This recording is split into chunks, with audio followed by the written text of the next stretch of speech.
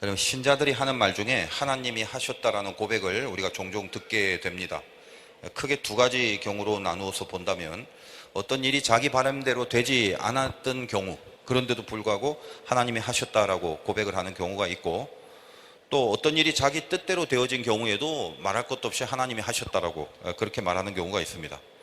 그러니까 만약에 자기가 바람대로 어떤 일이 이루어졌다면 그때에 내가 하나님이 하셨다라고 말씀하시는 그 고백 속에는 감사의 마음이 있는 거죠.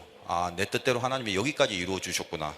이것은 내가 할 수 있는 게 아니라 하나님이 해 주신 거기 때문에 참으로 감사하다, 이런 의미에서 하나님이 하셨습니다, 이렇게 말씀을 하는 그런 경우도 있고, 다른 측면에서는 만약에 내 바람대로 되지 않고 내 뜻대로 안 됐어요. 그런데도 불구하고 하나님이 하셨다라고 말할 수 있다면, 이거는 적어도 두 가지 경우로 한번 나누어 볼 필요가 있습니다. 부정적 측면이 있고 긍정적인 측면이 있는 거죠. 내 바람대로 일이 안 됐는데도 하나님이 하셨습니다. 거기에는 어떤 내용이 숨겨져 있는 것입니까? 부정적 측면은 이렇게 되어진 게, 나는 열심히 하고 나는 잘했는데 왠지 하나님이 이 일을 망쳐버린 것 같이, 하나님이 이렇게 만들어 놓았는데 내가 더 이상 뭘 어떻게 할 수 있겠는가, 그런 푸념 섞인 한탄으로 그냥 하나님이 하셨어, 이거는 그냥 하나님이 하신 거야, 뭐 이렇게 말할 수도 있고, 또 하나는 이제 긍정적인 차원에서 내 바람과 내 뜻대로 안 됐었다 할지라도, 이거 비록 내 뜻대로 되지는 않았지만 그것은 우연히 잘못되어져 버린 것, 그래서 내가 무슨 재수가 없고 내지는 좀 더 잘할 수 있었는데 뭐가 하나 부족하고 실수가 있어서 어쩔 수 없이 이렇게 돼버렸다, 그것이 아니라 이것은 내 뜻대로는 되지 않았지만 모종의 하나님만의 또 다른 섭리와 계획, 그것이 분명히 있다라는 믿음을 갖고 고백하는 경우가 된다는 것입니다. 여러분, 정리해 보면 그런 말 많이 하잖아요. 하나님 하셨습니다. 어떤 일을 당면하고 어떤 일이 되어졌을 때 하나님이 하셨습니다, 이거요. 뜻대로 된다면 감사합니다, 그 고백은. 근데 뜻대로 안 됐을 때 그 두 가지 중에 여러분이 어떤 것을 선택해야 되는지 한번 분명히 할 필요가 있는 거죠. 푸념일 수도 있고 원망 섞인 그런 녹두리일 수도 있고, 또 하나는 잘은 모르지만, 그리고 내 바람대로는 안 됐지만 하나님의 또 다른 내가 모르는 새로운 계획과 섭리와 간섭이 분명히 있을 거다라는 것을 마음속에서 믿는 거죠. 구체적인 내용이 앞으로 어떻게 진행될지는 몰라도 내 속에서 그런 믿음에 붙들려서 하는 고백, 하나님이 하셨습니다, 이렇게 고백할 수 있다는 것입니다. 욥기 19장은 읽어봤지만 그동안 살펴본 욥의 많은 탄식 속에 늘 복음의 진수들이 서려 있다라고 그랬습니다.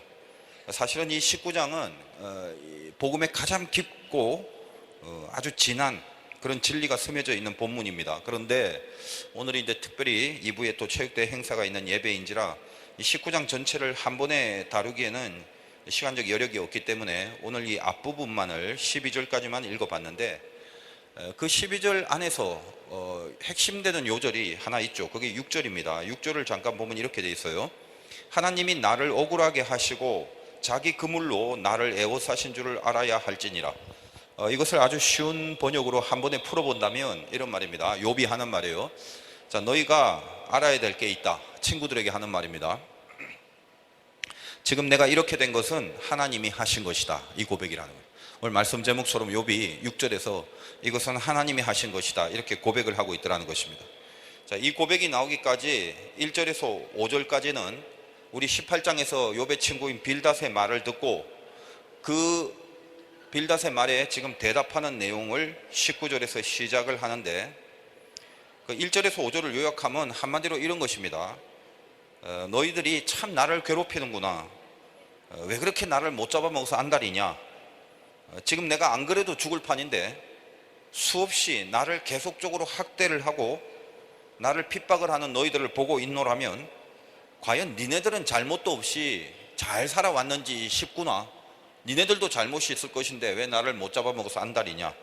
이런 표현이 1절부터 5절까지 있습니다. 그리고 나서 욥은 지금 내가 이렇게 된 것은 바로 하나님이 하신 것이다, 그게 6절 고백이죠. 그렇게 고백을 합니다. 자, 이렇게 된 것은 하나님이 하신 것이다. 근데 그럼 욥이 그럼 어떻게 됐는데, 그건 우리가 지금까지 욥기를 통해서 욥이 어떤 내용의 고난을 당하고 있는지 이미 잘 알고 있지만, 오늘 본문에 의한 이 욥의 말을 빌어서 한번 살펴본다면 7절에서 이제 12절까지가 내가 이렇게 된 것에 대한 내용이죠. 물론 그 뒤에 더 많은 내용이 있습니다만 잠깐 이거를 살펴본다면 7절, 8절, 9절 한 절 한 절의 내용이 전부 이런 겁니다. 내가 지금 학대를 받고 있어도 도와주는 사람이 없다. 내가 이렇게 된 내용이 이런 거라는 것입니다. 그리고 길은 어두운 뿐이다. 그리고 9절에 보니까 뭐 영광이 거두어진다. 10절에는 뭐 희망이 다 뽑혀져 나갔다. 나를 향해서 하나님이 진노를 바라시는 것 같고 군대가 공격을 하려고 진을 치고 있다. 그런 것처럼 느껴진다. 바로 이런 형국이 되어버린 지금 자기의 모습, 그것은 그럼에도 불구하고 내 뜻대로 된 것이 아니고 내 바람대로 된 것이 아니지만 그럼에도 불구하고 하나님이 하신 것이다. 이렇게 고백을 하고 있다는 겁니다.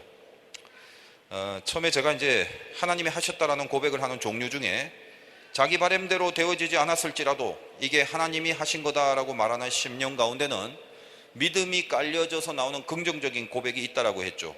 오늘 욥의 고백처럼 내 바람대로 되지 않았지만 하나님만의 섭리와 하나님만의 뜻과 계획이 있다. 이걸 믿는 고백으로 하나님이 하셨다. 이렇게 말할 수 있다라고 했습니다.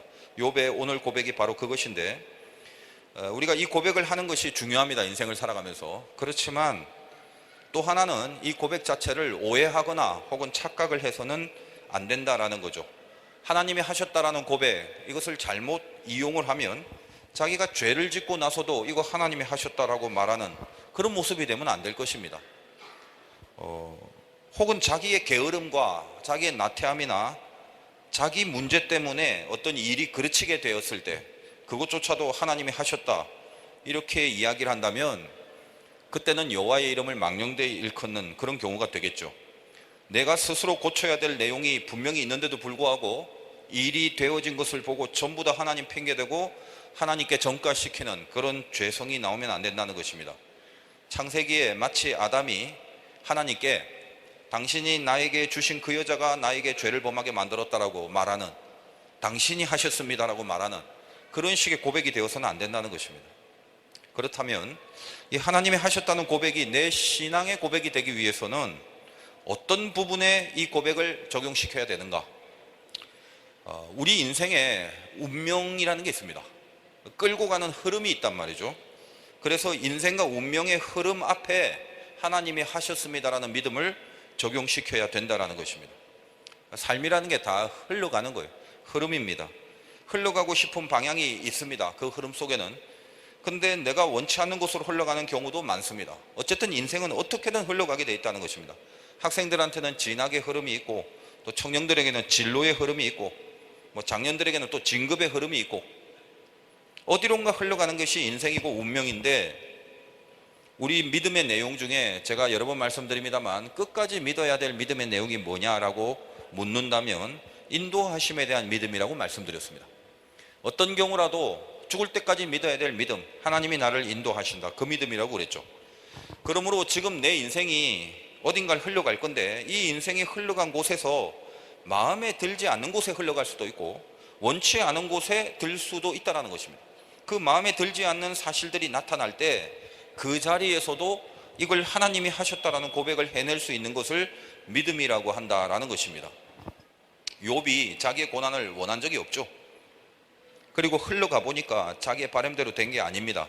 그럼에도 불구하고 힘들어 죽겠지만 이건 하나님이 하셨다라고 말하는 그 신앙 고백 속에 담겨져 있는 욥의 믿음, 그걸 한번 붙들어 보자라는 것입니다. 운명의 흐름이라는 것은 사실이라는 게 있고 진실이라는 게 있습니다. 사실과 진실이 아주 비슷한 단어 같지만은 사실은 사전적 의미는 둘째치고 이 영적인 의미에서 좀 차이가 난다고 봅니다. 사실이라는 건 뭡니까? 객관적인 현상 그대로를 말합니다. 사실, 그 일사자, 어떤 일이 그냥 실제로 어떤 일의 실제를 말합니다. 진실이라는 건 좀 달라요. 그 사실을 해석을 해서 그 사실로 인하여 부여될 총체적인 의미를 전부 다 포함해서 말하는 개념입니다. 진실, 진짜 사실이에요. 현상으로만 끝나는 게 아니라 그 배후에 놓여져 있는 그 깊이 있는 배경의 모든 것을 다 포함한 하나의 실체, 그걸 말하는 것입니다. 우리가 인생의 어떤 흐름을 타고 살아갈 때는 사실도 있고 또 진실도 있습니다. 특별히 신앙인에게는. 그래서 이 사실과 진실이 연결되는 부분이 생겨진다는 것입니다. 쉽게 말하면 그거예요. 예를 들면 연애를 했습니다. 젊은 청춘이. 근데 헤어졌어요. 사실이죠. 헤어졌으면 그게 사실입니다. 근데 진실은 뭐냐? 헤어진 사실을 통해서 그 뒤에 더 좋은 만남으로 연결될 수 있었다면 우리는 그것을 진실이라고 말하는 것입니다. 아주 쉽게 말하면 그런 거예요. 자, 일을 하거나 사업을 하거나 예를 들면 뭐 망해버렸습니다.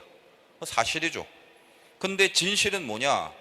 그 망한 사실로 끝나는 게 아니라 그것 때문에 또 새로운 것을 하거나 또 새로운 가치로 연결되는 어떤 실체를 만나게 될 때 그 부분을 우리는 진실이라고 말한다는 것입니다. 1970년에 3M사라는 회사가 있었는데 거기 스펜서 실버라는 사람이 한 번 붙으면 절대로 떨어지지 않는 강력한 접착제를 오랫동안 연구하고 개발했는데 실패를 해버렸어요. 접착력이 분명히 있긴 있는데 끈적끈적해서 붙여지지는 않지만 접착력은 있는 이상한 접착제가 만들어진 거예요. 그런데 같은 회사에 근무하는 이 아트 프라인 사람이 교회 성가대 대원이었습니다.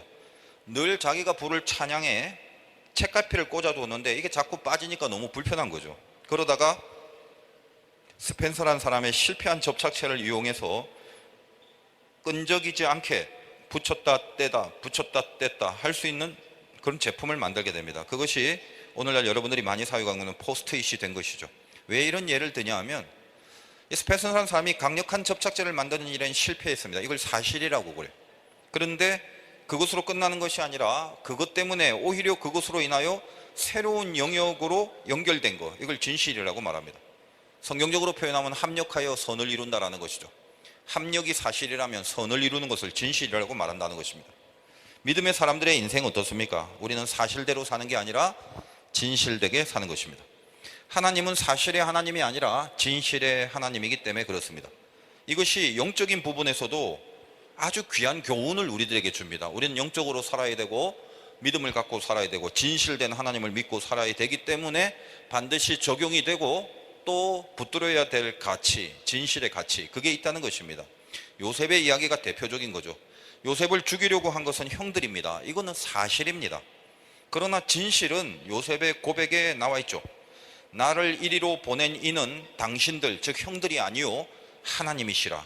이게 진실입니다. 하나님이 하셨다라는 요셉의 고백.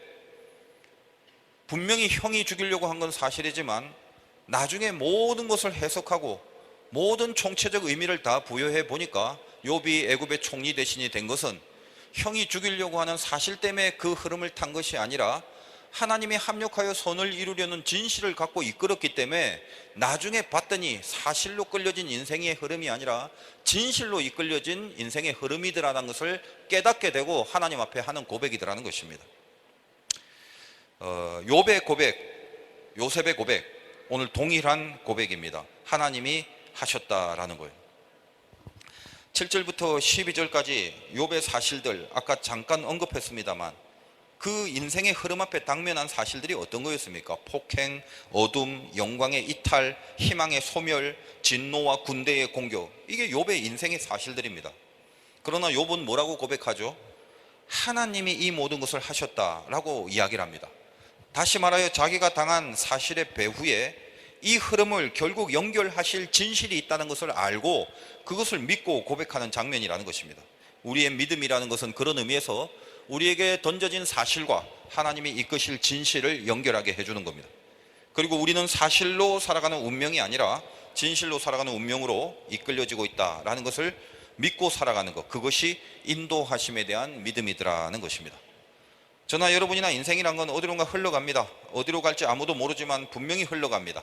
단지 흘러가는 가운데 내가 바라는 곳으로 흘러갔으면 좋겠다라는 바람들은 다 있습니다. 이상하게 흘러가요. 근데 그 안에서 하나님을 생각하게 되면 내 생각과는 다른 곳으로 갈지라도, 전혀 예기치 못한 일이 벌어진다 할지라도 하나님이 끌어가시는 어떤 신비들을 아주 간헐적으로 느끼고 점점 더 깊이 느껴지고 나중에 돌아보면 아, 이래서 이랬구나라고, 그렇게 우리의 운명을 하나님 앞에 이해가 될 수 있는, 그리고 하나님 앞에 감사로 고백할 수 있는 그런 일들이 우리에게 벌어집니다. 하나님은 우리를 이해시키고 끌어가거나 설득부터 하고 끌어가지 않습니다. 일단 끌어가 놓고 그 다음에 설득시키고, 끌어가 놓고 그 다음에 감사하게 만들고, 끌어다 놓고 그 다음에 의미가 뭔지를 나중에야 깨닫게 해준다는 것입니다. 제가 올해 들어서 청소년에 대해서 그 영적인 집중이 제 안에 조금 생기기 시작했다고 말씀을 드렸죠. 그러니까 하나님이 저를 이끌어가는 어떤 그 인생의 흐름에도 이런 것들이 적용이 되는 걸 느끼게 됩니다. 우리 교회 청소년 수련회도 했지만, 또 이번 주 토요일에는 교회에서 일일 수련회로 이렇게 연결되는 집회를 하게 됩니다. 교회에서 청소년을 위한 일일 집회는 이번에 처음으로 하는 것인데, 여러분도 기도 많이 해주시고, 뭔가 그런 하나님의 이 시대에 필요한 흐름을 계속적으로 주고 있다는 그런 느낌을 갖고 있다는 것입니다. 하나님의 흐름이죠. 중국에 초청된 집회도 어른이 아니라 청소년을 위한 메시지를 전하게 하시는 것도 가만히 돌이켜보면 하나님의 흐름이 있다는 것입니다. 저번 주간에는 제가 금요철회 때 잠깐 말씀했습니다만, 6년 만에 다시 들려서 밥을 먹었던 교회 근처의 식당에서 우리 교회 다니다가 교회를 안 다니게 된 학생에 대한 소식을 듣고, 그 학생의 어머니가 그 식당의 주인이라는 걸 알게 되고, 그리고 다시 불러오게 되는 섭리를 만나게 되는 것, 그것도 하나님의 흐름이죠. 속에서 어떤 청소년을 향한 목표를 갖고 있다 보니까 흘려보내주신 하나님의 흐름들이 있더라는 것입니다. 이번 주 수요일은 중고등부 교사만 250명 정도가 모이는 3일 상동 학교의 교사 예배를 인도하러 갑니다. 그것도 가만히 생각해 보니까 하필 왜 또 교사인가? 그들이 가르치고 있는 애들이 중고등 학생들이죠. 이런 섭리를 만나게 되는 것도 하나님의 흐름이다라고 생각이 되더라는 것입니다. 이 시대에 이 청소년과 젊은이들의 신앙의 영성이 바닥을 치고 있는 것은 사실입니다. 그러나 진실이라는 건 오히려 그렇기 때문에, 그래서 더 분명한 어떤 믿음의 불을 타오르게 하시는 하나님의 그분의 그 흘려보내주심이 곳곳에 있을 수 있다는 것을 느끼게 됩니다. 우리가 마찬가지라는 거예요. 항상 사실을 보면 거기는 절망이고 실망입니다. 항상 사실을 보면 거기는 원망과 불평밖에 있을 수 없습니다. 그리고 대책이 없다고요. 그러나 오늘 이 욥기를 통해서 말씀하시는 게 뭐냐? 너희들은 사실로 살아가는 거 아니다. 그 안에 너희들이 모르는 진실이 분명히 있고, 그 진실의 주인이 되는 분이 바로 하나님이다. 그 하나님을 믿고, 그래서 하나님이 하셨다라는 고백으로 매일매일을 살아갈 수 있는 믿음, 이것이 인도하심을 믿는 그 믿음을 갖고 있는 자의 고백이다라고 말하고 있다는 것입니다. 여러분, 지금 잠시 여러분 마음속에 지금 인생에 여러분이 어디까지 흘려왔는지 한번 생각해 보시기 바라요. 잠깐 한번 묵상해 보세요. 지금의 여러분이 어떻습니까? 마음에 드십니까? 마음에 들지 않는 경우도 있겠죠. 초조한 경우도 있고, 조급하고 불안할 때도 있고, 두려움도 있지 않겠습니까? 나의 뜻대로만 흘러갔다면 굉장히 즐거웠을 건데, 분명히 흘러가는 인생인데도 불구하고 이게 내 뜻대로 흘러가지 않은 곳에 지금 놓여 있을 수 있다는 거예요. 그때 오늘 이 예배 가운데 이 말씀을 통해서 욥의 고백을 붙들어 보자는 것입니다. 지금 여러분이 흘러가고 있는 바로 거기가 뭐라고요? 하나님이 하셨습니다 라는 자리라는 거예요. 하나님이 하셨다라는 고백을 오늘 이 예배 가운데, 비록 체육대회 한답시고 복잡하게 나와 있지만, 여러분 이 자리에서 하나님이 하셨습니다, 그 고백을 한번 지긋하게 지금 한번 해보시기 바랍니다. 그 고백이 여러분에게 있다 할지라도 여전히 나에게 주어진 사실 속에서 느껴지는 통증도 있고 아픔도 있고 그 못마땅한 기분이 분명히 있을 것입니다. 그러나 여러분 마음속에서 하나님을 내가 끝까지 붙들고 있다면, 그 인도하심을 정말 끝까지 믿는 믿음에 붙들려 있다면, 여러분을 인도하시는 하나님의 섭리는 반드시 사실에서 진실로 여러분을 이렇게 흘려보내 주실 것입니다. 하나님이 하셨습니다. 그래서 절대로 여기가 끝이 아닙니다. 나를 내 안에서 내가 해석하는 것이 아니라 하나님 안에서 다시 한번 해석하겠습니다. 지금은 힘들지만 은혜를 거두어 가지 않으시는 하나님을 나는 분명히 믿습니다. 그 은혜 안에서 다시 바라봤더니 사실은 문제가 되지 않았습니다. 바로 이 고백이죠. 진실로 우리를 사랑하시는 하나님이 진실로 우리를 이끌어 가실 것, 그것이 진실입니다. 반드시 하나님이 하십니다. 여러분 이 시간에 내가 지금 어디에 있는가를 생각해 보시고, 왜 하나님이 여기까지 흘려 보내주셨는가를 생각해 보시고, 이것이 하나님이 하셨다라는 것을 불같은 믿음으로 붙들게 될 때 여러분의 사실은 어느덧 하나님의 진실로 연결이 되는 역사를 만나게 될 것입니다. 오늘 하루 즐겁고 유쾌하게 2부 체육대회를 하시면서 하나님이 하셨습니다라는 불같은 고백이 여러분의 응원의 목소리며 여러분의 마음의 함성이 되어 주시기를 주님의 이름으로 축원드립니다.